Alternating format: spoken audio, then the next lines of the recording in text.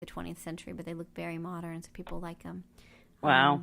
And then you can go. So you can go to Alabama and you can go to a workshop. And from what I've heard about the workshop, and I'm sorry I'm doing so much talking today, what I heard about the workshop is that they don't teach you their technique. They sing a lot and they tell you to be inspired by the moment, and like it's all very spiritual. Oh. It's not about like it's not. See, I would love that. Right? Yeah. And it's like 4 days, and they sing spiritual songs, and they talk, and you sew, and you're all in a room, and it's supposed to be really magical.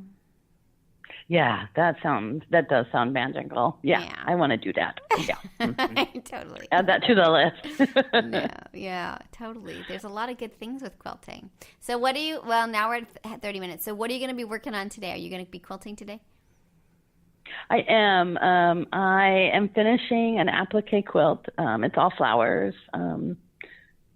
It took me almost 9 months to put together, and I'm on the last row of flowers. It's like 80 by 90. Wow, that's big. All tiny applique flowers. You like to I work love on it. big It's work. my little, You like to do big projects. I know. And I get so mad at myself too. I'm like, yeah, let's take on something that takes 12 years to make. Yeah. But, and then I have my Tula Pink city sampler. Oh, cool. Are you doing that? I'm ready to quilt. Oh, that's great. I am, but I made it bigger. So I did all the quilt blocks, and then I did little 1.5 inch pluses and minuses in between for the sashing, which just added a year to the quilt. Oh my gosh, you were but such it's a done. maniac. Yeah, wow. I did like Ready 6 to of go. those blocks. I'm like the opposite of you. Yeah. We're like the yin and yang of quilting. I'm like, if I can't get it done in one night, I don't want to quilt it. Oh, so then Fearless Girl would be perfect for you. Totally. Because I caught everything and got it together in one day, one Sunday. Wow, very good. Yeah. I'm doing Pat Sloan's Splendid Sampler right now. So I'm on so it's like 100 blocks. And there's a new book coming out and a new one starting June 15th. There's a new Splendid Sampler 2 starting as a quilt-along, I think, on their website. Okay, so here's my confession. I started Splendid Sampler and downloaded them as they came out. And you did? I'm only halfway done with them. So there, and I think another one starts June 15th. So you did it the first time when it came out. So for those who don't know, Splendid Sampler is a book of all different people that did these different, and it's every kind of technique in terms of quilting. But it's 100 blocks. It's a lot. And this next one looks like it's just as many. And so they're releasing them one by one, like the first 20, I think, and then the book comes out in October. So so they're not releasing every single block this time. No. Oh. So they've gotten smarter. Yeah, last time it was every single block. Wow. I kept up for a while, but then it's hard, I didn't. though, right? Yeah. And then people want to do Jen Kingwell, the Gypsy Sampler. There's a talk of I love that one. I've made that one, and it is fun. And was it hard? Yeah, real good. It looks hard. Huh? Was it difficult? No, it wasn't. And so just what I had to do was not read the whole book, the whole pamphlet book. Yeah. But I had to just make each block as she told me to make them. Oh. So if the instructions said make 3 of these, that's what I did. And then when it came time to put them together, then it made more sense. But when I first read it and looked at the back and the assembly, I'm like, well, I do not have a scientific mathematics degree. Right. But so I have her. It wasn't bad. Yeah, I have her. It's a Small World one, and I got kind of stressed out by it. So maybe that's just, how did you figure out which colors? So if people don't know these are super complicated, really cool. Jen Kingwell, she has a ton of different things, and they're all really beautiful and interesting. How did you, when you were making the Gypsy Wife, that's another one of her ones, did you choose the colors for it? Because that was what was stressing me out with the Small World. I only used what she had. So if she said make 3 of block 1, whichever one she called it, and I looked on the quilt picture that came with the book and said, okay, she made 1 with this color, 1 with this color, 1 with this color. You just matched and I just the used them as a colors. guide. Yeah. Yeah. Oh, okay. I'll try that. I think if I did it again, I would be a little bit more adventurous. I've seen some with black and white or all solids that are so impactful. So, but yeah, I had to just stay exactly as it was given. Do this block first, make 3 of them, and then I just did the colors referring back. Yeah, I think I'll try it again. I don't know. I got kind of stressed out by the whole thing.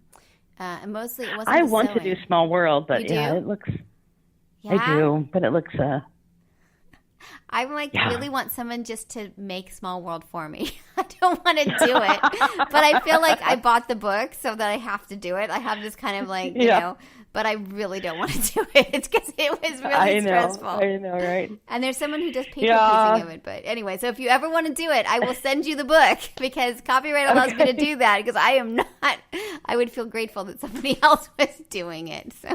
Yeah, okay. All right. So just keep me in I have mind. about 3 and then I'm going to finish and then I'm going to move on to that. Yeah, that sounds great. I would definitely do the Gypsy Wife again though. That's interesting. Well, cool. Well, we will, I think maybe you could help us as a guide. There is some talk of starting it as a quilt along, and one of the local shops has ordered the books for us. So if people are out there listening and that sounds fun.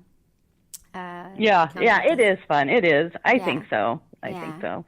And it looks amazing when it's done. It's just so bohemian. So just stick with the colors and interesting.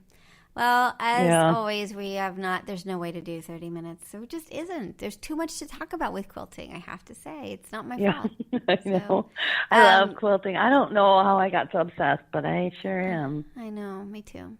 Last question. You want you put on your About page, your goal is to win a blue ribbon at the Iowa State Fair. It is, yep. And so my question is, I would love, like, how, when you think about that, do you actually try, like, when you're quilting, are you working on it sounds like you're working on projects that you'll enter into the fair, that they're big, serious, they take a lot of time, kind of things. Is that kind of do you have a goal or strategy for getting to that? Kind of. So the biggest thing that I want to do and that I keep in mind is, am I going to use this quilt or do I have somebody I'm making it for? Right. Then I want to make useless stuff that I only made to try to win a blue ribbon. So if I say, okay, so my cousin's, anyway, my little niece, we'll call her, she just got married. And so when I made the mystery quilt with Bonnie Hunter, it came out in 2 of her colors from her wedding were in the mystery quilt. And I'm like, okay, perfect. So that will be for Molly for her wedding. And then I just did the best I could. I mean, I modified it a lot from Bonnie Hunter's, but so that one's going in the state fair. So, and then if I fall in love with a fabric, like I loved Shimmer by, I can't think of her name. It's Kaufman Shimmer. I want to say her name's Jennifer, but anyway, she has a shimmer line, and all the fabric is shimmery. I love that fabric so much, I had to buy a bunch of it, and then I made a bunch of drunkard's paths with it. So cool. So then I have another relative who's always like, I love that fabric. And I'm like, okay, put that in the back of my head that this one would be good for her. So I want to make sure I'm making them for somebody. I have a baby quilt that was all applique and like improv trees that's for a friend of ours that had a baby boy. So I'm trying to, but I just tell them you can't have it till after the fair because I'm going to enter it. So. That seems very reasonable. I always feel like, so I always feel like I start out, I'm like, this is going to be in a big fancy show. I know it. And then like things start to go a bit wrong. And I'm like, okay, it's not going to be in a show. At the end, I'm like, I've had some of those. Yeah. I mean, I have I have some of those. Yeah, delusions of grandeur as I begin, and it just slowly fades away as I continue to work. I know. It's so sad. I know. I always start out, I'm like, every theme is matching. Every theme. Okay, maybe not that one, but every other theme. Okay, maybe 2 I'll go. So, I know. And pretty soon it's just like, all right, you know what? I'm so over this. Let's just quilt it, bind it. And exactly. Then I'm like, okay, well, this is good. This is just a practice quilt. It wasn't supposed to be good anyway. I know.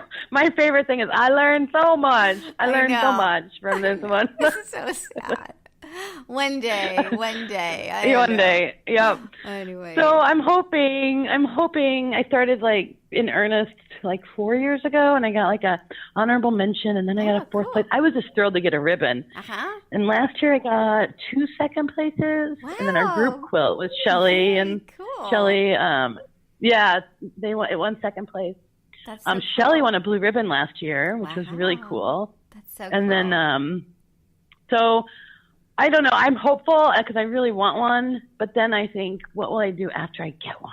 Right. Will I be like, well, we're going to have to move states because I'm going to need one from another state there. Right. Like, what is it that, it's the goal, right? Well, Yeah, there's all the quilt, all the different quilt shows too to enter them into. So that seems to be a thing. So. Yeah.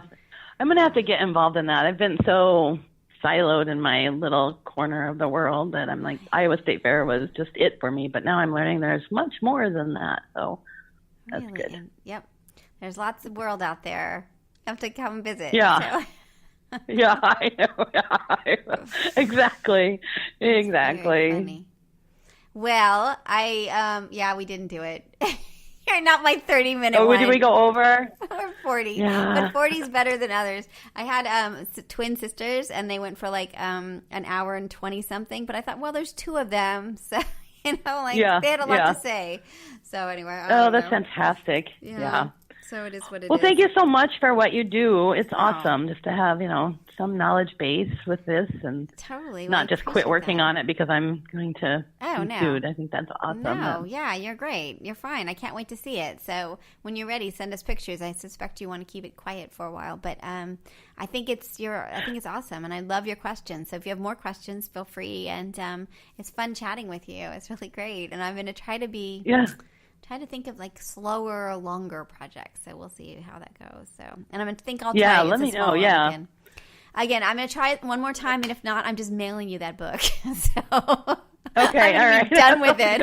I'd do it. I'd do it. Right. This is like I am getting it out of the house. I had another one that I had to get rid of because I just thought like it was a fish thing and it was not working. I was like, okay, I'm sending this to somebody else because I do not want it. You know what? Totally that's okay. Yeah. I read this advice maybe 5 years ago when I'd been quilting for just a couple of years, and I had started some quilts that were garbage and not good. And I read some article in some magazine. I wish I could remember who it was, but they just said, if you don't like it, it's yours. Throw it away. You don't have to look at it every day and think I have to finish that. You have the right to throw it away. So it was just that was like, light bulb went on. You're right. It's mine. Goodbye. I was like, well. I think that's super important. Like my kid and I, we had one that we worked on that we hated every single second of it. And finally we were like, okay, we're done. Let's just throw it out. It was so liberating. And I felt like, I'm trying to quilt every night, and I'm the opposite of you. So so I've made 35 quilts this year. And two of them I threw out. Two got thrown out. They didn't work. And then a couple aren't, finished quilting, but I'm getting there. But I just thought, you know what? That is the right. Like, we can throw stuff out. We can, not finish things and not feel guilty about it. So I like that idea. Right. Of, own it. Right. Throw it out or move it on. So I kind of want to move it on thing.